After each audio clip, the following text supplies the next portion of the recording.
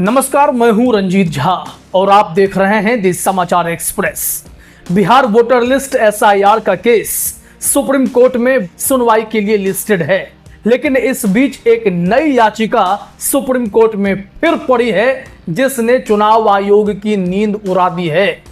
इस याचिका को एडवोकेट रोहित पांडे ने सीजेआई गवई के सामने प्रेजेंट किया है।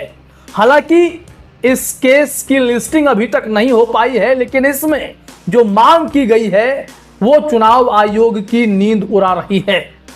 दरअसल राहुल गांधी ने वोट चोरी का जो आरोप लगाया, उसके बाद चुनाव आयोग की बनाई गई वोटर लिस्ट पर एसआईटी बिठाने की मांग इस पीआईएल के जरिए सुप्रीम कोर्ट में की गई है। आपको बता दें कि राहुल गांधी ने चुनाव आयोग पर वोट चोरी जैसे गंभीर आरोप लगाए हैं। बिहार में वोटर अधिकार यात्रा के दौरान भी वो खुलकर इलेक्शन कमीशन पर बीजेपी के साथ साठगांठ का आरोप भी लगा रहे हैं।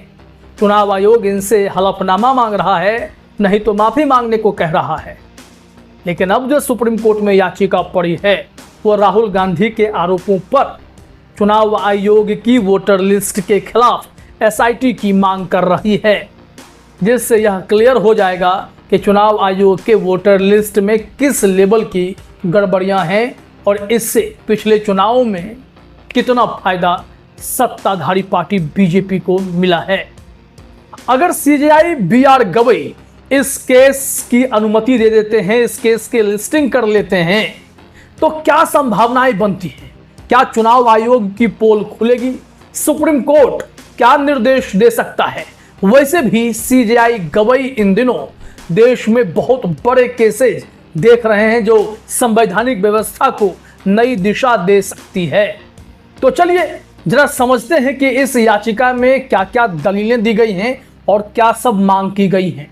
फिर सुप्रीम कोर्ट अगर इसे लिस्ट करता है तो क्या कार्रवाई हो सकती है, क्या निर्देश आ सकता है, वो भी हम आपको समझाने की कोशिश करते हैं। दरअसल सुप्रीम कोर्ट में दायर की गई इस जनहित याचिका में 2024 लोकसभा चुनाव के दौरान बेंगलुरु सेंट्रल निर्वाचन क्षेत्र में विपक्ष के नेता राहुल गांधी द्वारा उठाए गए वोटर लिस्ट में बड़े पैमाने पर हेरफेर के आरोपों की जांच एक पूर्व जज की अध्यक्षता में एसआईटी गठित करके कराने की मांग की गई है। क्योंकि आप जानते हैं कि बिहार के बाद देश भर में चुनाव आयोग वोटर लिस्ट पर एसआईआर कराना चाहता है, लेकिन अगर पिछले चुनाव में कोई गड़बड़ी है, उस वोटर लिस्ट में कोई खेल हुआ है, तो फिर इसका खुलासा नहीं हो पाएगा। इसलिए याचिकाकर्ता ने यह मांग की है कि फिलहाल स्वतंत्र ऑडिट जब तक नहीं हो जाए तब तक कोई भी संशोधन करने की अनुमति चुनाव आयोग को नहीं दी जाए। वहीं इस याचिका में भारतीय चुनाव आयोग के लिए ट्रांसपेरेंसी, रिस्पॉन्सिबिलिटी और वोटर लिस्ट की तैयारी, उसके मेंटेनेंस और उसके पब्लिशिंग में अखंडता सुनिश्चित करने के लिए कंपलसरी दिशा निर्देश जारी करने की मांग की गई है, जिसमें कोई डुप्लीकेट या फेक एंट्रीज का पता लगाने और रोकथाम के लिए जरूरी उपाय बताने को कहा गया है। इसके अलावा मतदाता सूची को सुलभ, मशीन रीडेबल और ओसीआर संगत प्रारूपों में प्रकाशित करने का निर्देश देने की भी मांग की गई है, ताकि जो इसका वैलिड वेरिफिकेशन हो पाए, सत्यापन हो पाए, ऑडिट और सार्वजनिक जांच भी संभव हो सके। याचिका में राहुल गांधी के 7 अगस्त के प्रेस कॉन्फ्रेंस का हवाला दिया गया है, जहां उन्होंने यह मुद्दा उठाया था। सुप्रीम कोर्ट में पीआईएल दाखिल करने वाले एडवोकेट रोहित पांडे ने दावा किया है कि उन्होंने राहुल गांधी द्वारा उठाए गए आरोपों की स्वतंत्र रूप से जांच की है और प्रथम दृष्टया पर्याप्त सामग्री पाई है, जो यह साबित करती है कि आरोप एक सुनियोजित प्रयास को दर्शाते हैं, जिससे वैध मतों के मूल्यों को कमजोर और विकृत किया गया है। मतलब कि गड़बड़ी उन्हें भी मालूम पड़ रही है। रोहित पांडे के अनुसार निर्वाचन क्षेत्र में 40,009 अवैध मतदाता और 10,452 डुप्लीकेट प्रविष्टियां पाई हैं। यह भी बताया गया कि कुछ मामलों में एक व्यक्ति के पास अलग अलग राज्यों में अलग अलग ईपीआईसी नंबर थे, जबकि ईपीआईसी नंबर यूनिक होना चाहिए। इसके अलावा कई मतदाताओं के पास एक ही घर का पता और पिता का नाम भी शामिल था। वैसे एक बूथ में लगभग 80 मतदाताओं ने एक छोटे से घर का पता दिया था। ऐसे उदाहरण मतदाता सूची की प्रामाणिकता पर गंभीर सवाल उठाते हैं और फर्जी मतदान की संभावना को नकारा नहीं जा सकता। याचिकाकर्ता ने तर्क दिया कि मतदाता सूची में इस तरह की बड़े पैमाने पर छेड़छाड़ यदि साबित हो जाती है तो संविधान के अनुच्छेद 325 और 326 के तहत एक व्यक्ति एक वोट के सिद्धांत को कमजोर किया जा सकता है। वैध मतों के मूल्यों को, जो वैलिड वोट्स होते हैं, उसके इंपॉर्टेंस को यह कम कर देगा और समानता और उचित प्रक्रिया के सिद्धांतों का उल्लंघन भी साफ तौर पर दिखने लग जाएगा।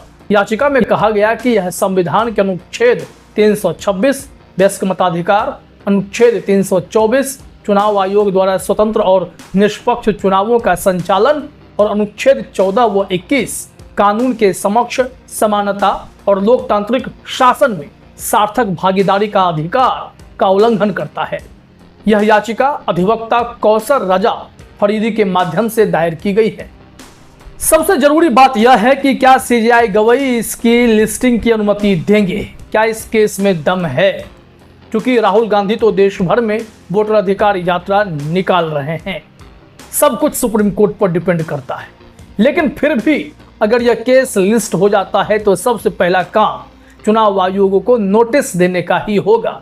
लेकिन अगर इसमें बहस होती है तो संभावना यह है कि एसआईटी के गठन का निर्देश दिया जा सकता है। यदि सुप्रीम कोर्ट याचिकाकर्ता द्वारा प्रस्तुत प्रारंभिक साक्ष्यों को पर्याप्त और गंभीर मानता है तो वह एक पूर्व जज की अध्यक्षता में एसआईटी के गठन का आदेश दे सकता है। यह एसआईटी वोटर लिस्ट में कथित अनियमितताओं जैसे डुप्लीकेट एंट्रीज, फेक वोटर्स और फेक एड्रेसेस की जांच करेगा। एसआईटी को एक निश्चित समय सीमा के भीतर अपनी रिपोर्ट प्रस्तुत करने का निर्देश दिया जा सकता है। आप जानते हैं कि राहुल गांधी ने जब ऐसे गंभीर आरोप लगाए तो चुनाव आयोग ने कहा कि एफिडेविट दीजिएगा, तभी हम आपकी बात सुनेंगे। अब सुप्रीम कोर्ट के जरिए क्या राहुल गांधी की मांग पर कार्रवाई हो सकती है, यह एक बड़ा प्रश्न खड़ा हो गया है। यदि कोर्ट को लगता है कि जो इरेगुलरिटीज हैं उसकी आशंका अगर गंभीर है तो वह चुनाव आयोग को ऐसी गतिविधियों पर अस्थायी रोक लगाने का आदेश दे सकता है। चुनाव आयोग के लिए अब दिशा निर्देश जारी करने का भी विकल्प कोर्ट के पास है। लेकिन जो बहुत इंपॉर्टेंट है, स्वतंत्र ऑडिट का।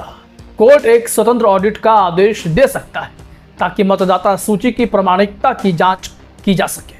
यह ऑडिट किसी तटस्थ एजेंसी या विशेषज्ञों की एक समिति द्वारा किया जा सकता है।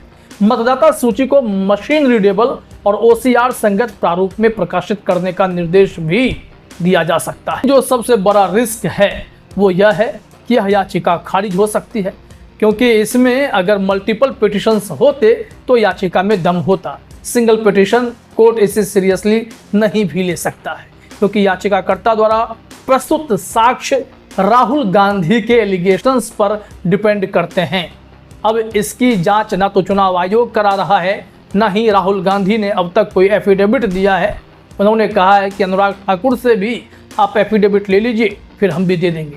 लेकिन चुनाव आयोग कोई कार्रवाई नहीं कर रहा है।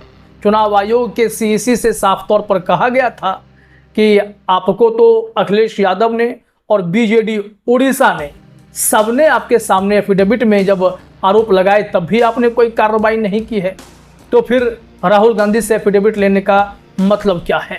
तो अब सुप्रीम कोर्ट चुनाव आयोग और अन्य संबंधित पक्षों जैसे भारत सरकार से भी जवाब मांग सकता है ताकि आरोपों पर उनकी स्थिति स्पष्ट हो।